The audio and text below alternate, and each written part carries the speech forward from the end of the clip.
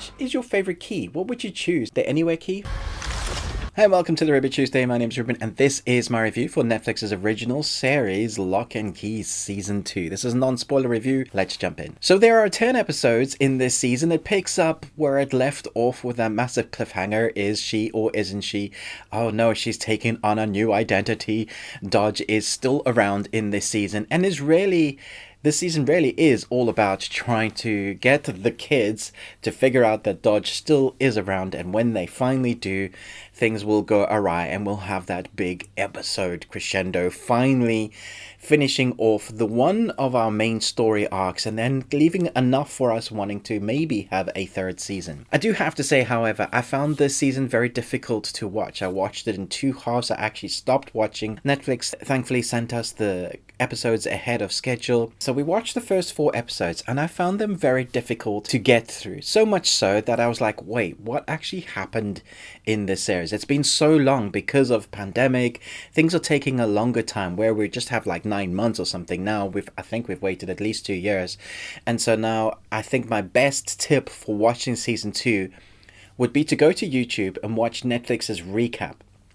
We actually watched I think the last 2 episodes of the first season again, and then watched the recap, and then we felt like, okay, now we're ready to really kind of get to grips, because actually a lot happened there at the end and throughout the series. So the recap really does get you kind of in the right, I guess, mindset. Was like, oh yes, it's all about the keys, it's about the betrayal, it's trying to find the keys, and that is when this series works well. The second half of the season kind of goes more into the adventure of finding the keys, seeing what they do, finding their abilities. That's when this season works the best, I feel, is when they're having adventure and you really get to see what these keys are doing. The first 4 episodes feels like there's a lot of teenage angst, there's a lot of drama llama. In reflection, the second half is using what has happened there as a bouncing board to affect the proper arc and story of what has happened in the first 4 episodes. So don't get turned off too easily with the first 3 episodes. You're like, oh, this isn't what I wanted.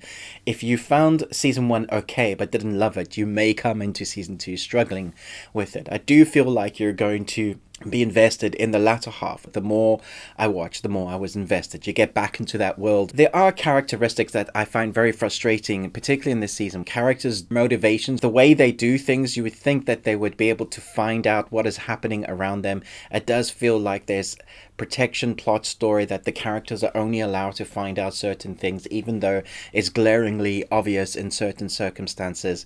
There are also characters that are just left by the wayside and you wonder what is the point of them even being there. The mother, because she's an adult and she can't remember the magic, it is quite frustrating to have her there in the sidelines. The storyline gives her a relationship so that she's doing something, and that relationship is like a history teaching lesson for us as to where the keys came from.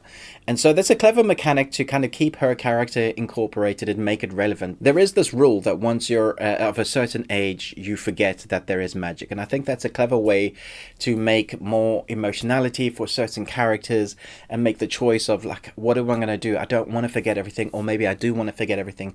It's a thing that they use to drive the story forward with, I guess, like I said, emotional intent, so that your characters have a conundrum to deal with. Rather than just the angst or them having to deal with the demons, they actually have some real world consequences.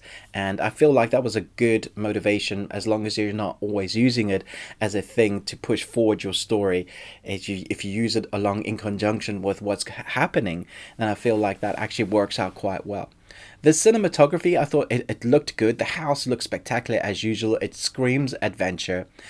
The CGI at times was a bit iffy, and I wasn't massively impressed with some of them, but then the other times I was like, wow, that's very good. So it's a bit topsy-turvy, but you can put that to the wayside and just enjoy the adventure where they're messing with the keys, when the monsters are about, when the demons are about. I feel like the younger brother was actually a pretty strong character in this. You kind of like him more than the teens, because he seems to be making logical decisions, more logical than his teens, and he's kind of left to the wayside as well, which is frustrating because you know he can see what's going on. So I guess that's a dynamic that they're they've done on purpose. They want you to feel slightly somewhat frustrated with why aren't you together as a family? Why aren't you helping each other? Surely if you just had one decent communication, then all of this would be sorted. But then we'd have no drama and there'd be no story. It would be over very quickly, and actually they probably would defeated the bad guys or dodge and the demons very easily. There is a continuation story for season 3, which I just found really weird. Again, it's character motivations. They don't even discuss it. They just leave it. They like forget about a bad guy existing. And I just... It's like sometimes this series is really strong and I'm really enjoying the interactions or how they've shot certain action sequences or horrific moments, how they aren't afraid to get a little deeper with character development or certain themes, you know, with death or memory. They really lean into that at times, and sometimes that's really endearing. You are engaged with the characters, and then there's other times they just lean more into the drama that doesn't really further the plot. There's relationships that aren't really helping the story move on. There's some iffy dialogue lines delivered by characters that are doing the best that they can with what they're given. So I feel like the series does this. I feel the latter half is much better than the first half, but you have to get through that first half first.